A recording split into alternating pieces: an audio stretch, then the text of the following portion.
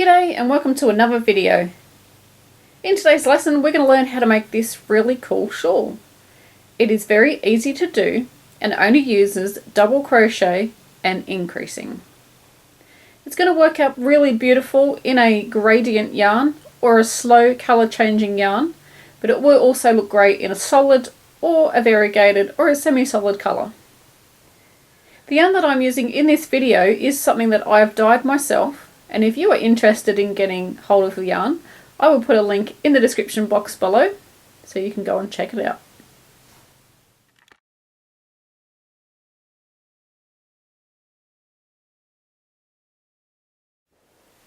The yarn that I used to test out the pattern when I was writing it and designing it is from Two McValley Yarns, and this is a beautiful, beautiful gradient.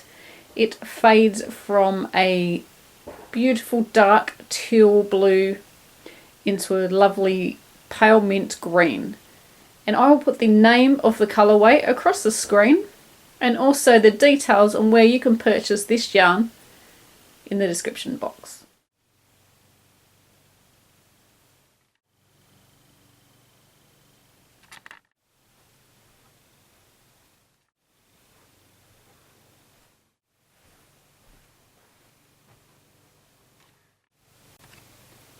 I have just put the scarf around the neck so that you can see how the colours change.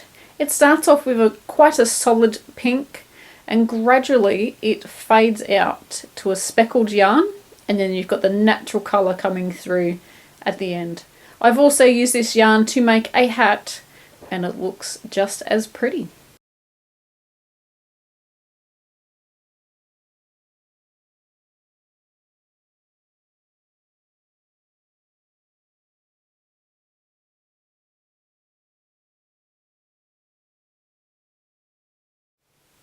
There is a free written pattern for this project, and you can find that on my website. I will put a link for you in the description box of this video. So let's get started on the lesson. For our supplies, we're going to need a pair of scissors, a yarn needle with a large eye, makes it a lot easier for sewing in your ends, a stitch marker. This is quite a big stitch marker. I'll show you the normal size ones that I have. But the bigger the better, because it's going to stand out more and it will remind you of a very important part in the pattern. And we also need a crochet hook to go with your yarn. I'm using 8-ply or double knit yarn. This is also a light worsted weight. It's the same thickness as Red Heart Shimmer. And I will be using a 4.5mm crochet hook. 8-ply or double knit yarn normally recommends a 4mm, which is around about a G, but I am going to be using a crochet hook bigger than recommended because I want to have a nice drape to it. And I normally go down a crochet hook size when I'm using yarn to get normal tension, because I have loose tension. So this is like me using 2 sizes too big. So if you have average tension, use a crochet hook 2 sizes too big to go with your yarn. The yarn I'm using in this project is something that I've hand dyed myself. I am actually selling hand dyed yarn now, so if you would like to check it out, I will put a link in the description box below the video. If you're on Facebook, you can search for the Facebook group Stitchy Bits and Bobs, and you can just ask to join and we'll add you in. This is a gradient yarn, so it starts a darker pink at the start and then it gradually fades out to the cream, but all the way through it's speckled.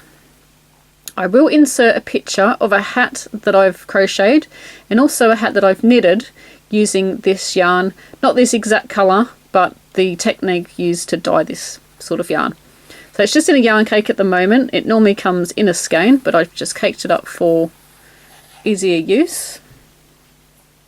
And it's this gorgeous hot pink. I'm hoping that's showing up on the camera. It's really, really bright. It's like a hand me my sunglasses yarn. So this yarn is 100% New Zealand wool, and it is so soft and squishy. So to start off, we start with a slip knot. So before we get started talking of yarn, this is going to work with any thickness of yarn. You could use a worsted weight or a 10 ply. I would recommend probably using a 6, which would be a J or a K size hook. So a 6mm or a 6.5mm. That way you've got looser tension. Your shawl will turn out a lot bigger than mine because you'll have a thicker yarn. I think a shawl like this would be nicer with a thinner weight yarn. So to start off, we're actually going to start off with a magic ring. I'm so used to starting off with a slip knot. So a magic ring. So I just pull my yarn through and I just do chain 3.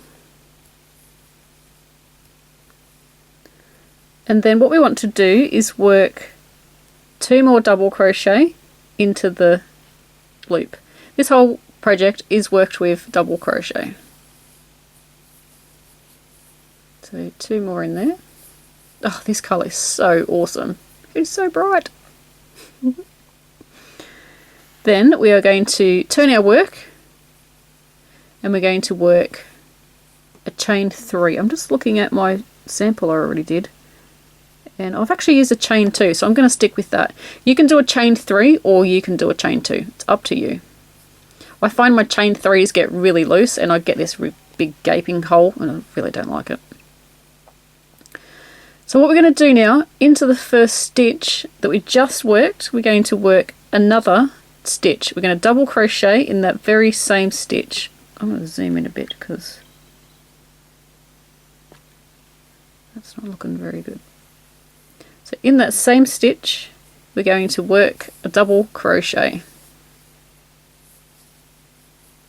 We're going to get our stitch marker, and this is just reminding us that when we get to the side of the work where this stitch marker is on the right hand side, that's when we're going to do an increase. And on the other side over here, we don't. We're going to double crochet in the next 2 stitches.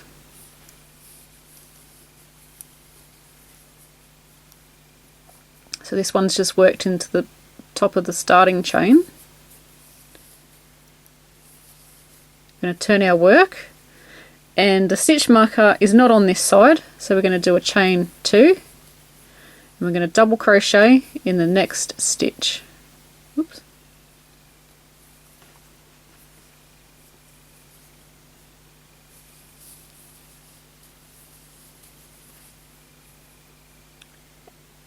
We're going to double crochet in the next stitch because we've still got another stitch there. And we're going to double crochet in the last chain. Going to turn our work around. Now we said turkey. Turn our work around. See how the stitch marker is on the right hand side now? It's reminding us to do our increase. So we're going to do chain 2. If you've got an alternative that you do to your chains there, you're most welcome to use that. And we're going to work an increase. So we're going to do a double crochet back in the same stitch. And now we just double crochet across.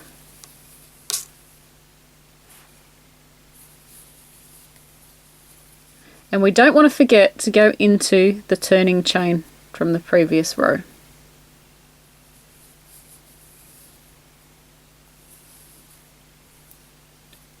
We're going to turn our work and we're going to do a chain 2, and our stitch marker is not on this side, so we know we don't need to do any increasing. So into the next stitch, so not that one, into the next one, we're going to work a double crochet. And 1 double crochet in each stitch across. This is a very easy pattern to do. Once you remember to just do your increase, you'll get into a rhythm. So one row has no increasing at all, and then your next one does. And it's only done at the start of the row. So I'm turning my work, doing a chain 2, and you can see, I'm just going to zoom out a bit, I'm extremely up close and personal. Our stitch marker is on this right hand side. If you're left-handed, oops, there goes my crochet hook. If you're left-handed, it's going to be on your left-hand side. If you want, you can move up your stitch marker. I did this when I made my practice shawl, and it just reminds you, and it's right in your face when you come up to it, so you're going to excuse me, you're going to remember to do it. So because it's on the right hand side, we are going to do our increase. We want to do chain 2 and then double crochet in the very same stitch, and double crochet all the way across. So can you see the pattern forming now? It's increase at the beginning of one row, double crochet all the way across, which is what we're doing now. Turn our work, chain 2. There's no stitch marker on this side, so we don't work an increase. So not that one. In the next one, we double crochet all the way across. And those 2 rows is the repeat for this pattern. So it's really easy. It's a great beginner's project. And it works up really fast. So you can do your chain 2 and then turn, or turn and chain 2, it doesn't really matter. I don't know if there's a difference, maybe there is. So again, our stitch marker is on our right hand side, so we know that it's time for an increase. So done our chain 2 in the same stitch, working into there, work another double crochet, and double crochet all the way across.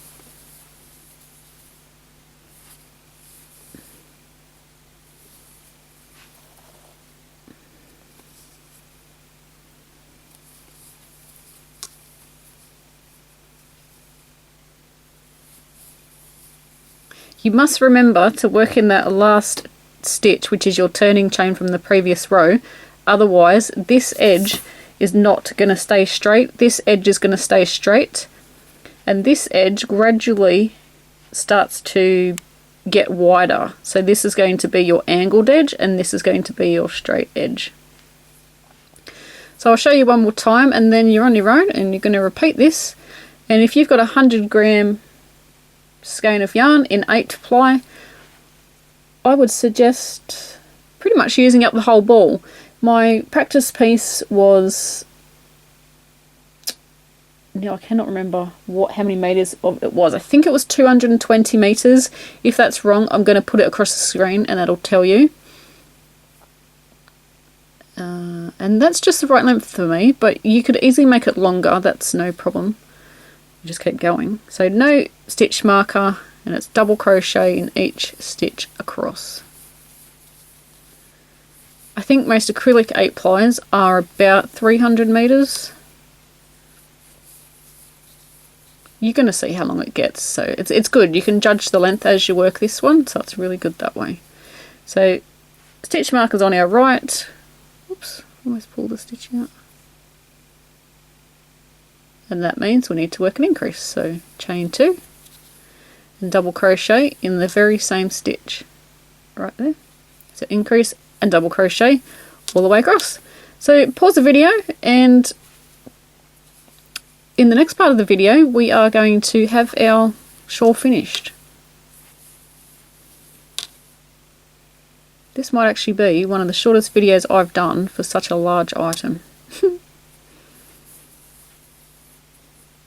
So you can see it's gradually getting wider. This edge down here is straight, and this edge up here is slightly going on an angle, which is what it's going to do, and gradually it will get wider. If you would like to, you can now get your magic ring and pull on the end there. And you can sew that in if you like now, or you can sew it in at the end. Don't pull it too tight, because there we go. You don't want to break your yarn. So I will see you when we are finished. And I'm literally going to just keep going until this yarn runs out, and that way I use every last bit of this gorgeous, gorgeous yarn. So we're just going to keep going, and I've only got, let's see if I can find my yarn. I've only got that much left, and that's not going to make another row. So what I'm going to do is I'm going to cut off my yarn, and I'm going to put the end tail through the loop and just pull that.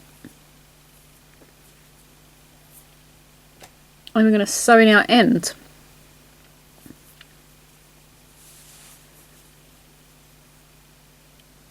And I like to sew where the double crochets are going along there, where they're just sitting there. I like to go underneath the two little V's of the bottom of the double crochet stitch.